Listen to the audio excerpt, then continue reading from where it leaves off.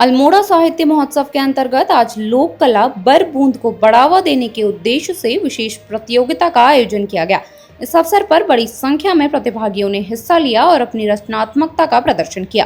कार्यक्रम के आयोजक वसुधा पंत ने बताया कि बर बूंद भी ऐपड़ की ही भांति लोक कला का एक रूप है जो धीरे धीरे विलुप्ति की ओर बढ़ रही है। उन्होंने कहा कि इस प्रतियोगिता का उद्देश्य इस पारंपरिक कला को एक नया मंच प्रदान करना और नई पीढ़ी को इससे जोड़ना है। वसुधा पंत ने आगे कहा कि साहित्य महोत्सव केवल शब्दों और पुस्तकों तक सीमित नहीं है, बल्कि इसमें हमारी संस्कृति, कला और परंपराओं को भी सहेजने का प्रयास किया जा रहा है।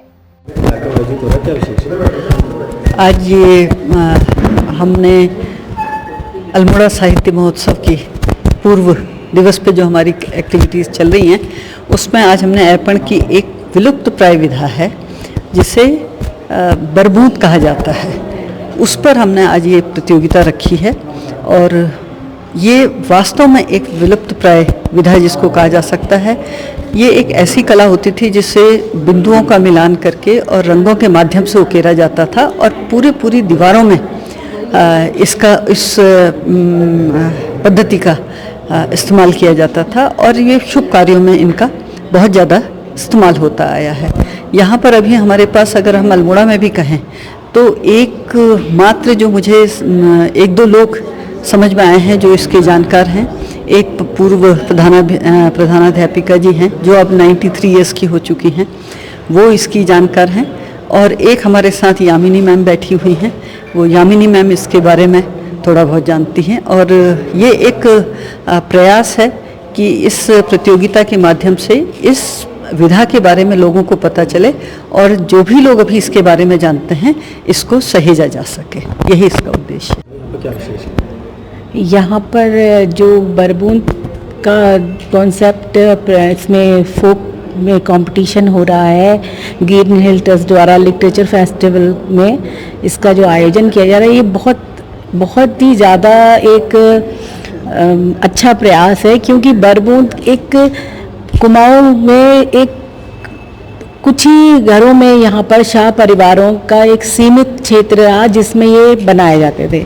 इसके कुछ खास एक्सपर्ट लेडीज़ जो इसको बनाती थी और ये जितना ऐपण जो है एक पीढ़ी से दूसरी पीढ़ी को ट्रांसफ़र होते रहा, लेकिन बरबूंद में ऐसा नहीं हुआ। शायद कि कुछ ये ज्योमेट्रिकल टफ डिज़ाइन की वजह से ऐसा हुआ, ये कुछ कह नहीं सकते, लेकिन ये बहुत सीमित रहा। और आज भी अगर आप देखेंगे तो ये बनाया नहीं जाता है। हाँ, कुछ पहले के डिज़ाइंस हैं जो रिपीट हो रहे हैं प्रिंट के द्वारा, लेकिन इनको बनाया नहीं जा रहा है। बच्चे इसको सीख नहीं रहे हैं, क्यों नहीं सीख पा रहे हैं, या हमारी कोई कमी रह गई है।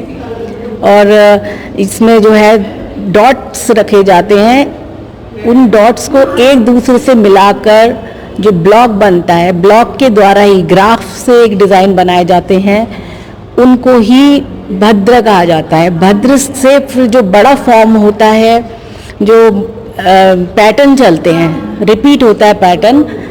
तो मुझे लगता है कि कुछ लोगों ने, स्कॉलर्स ने अलग अलग नामों इसको बरबूंद क्यों कहते हैं ऐसा बताया है। अपने पॉइंट ऑफ व्यू से उन्होंने इसको समझने कर डिस्क्राइब किया है। तो कोई इसको छत्ते से करता है कि बर का छत्ता जैसा दिखाई देता है, उस तरीके से ये डिज़ाइन दिखते हैं, इस वजह से इसे बरबूंद कहा जाता है। यहाँ पे एक ऐपण की विधा है, बरबूंद परंपरा एक विधा है जिसमें अलग अलग तरीके से किसी भी उत्सव को मनाने के लिए इनको छापा जाता था, बनाया जाता था घर की महिलाओं द्वारा।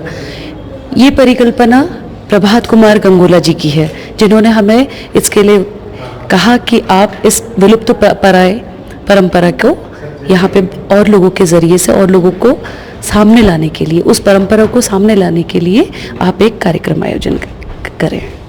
तो ये परिकल्पना प्रभात कुमार गंगोला जी की है।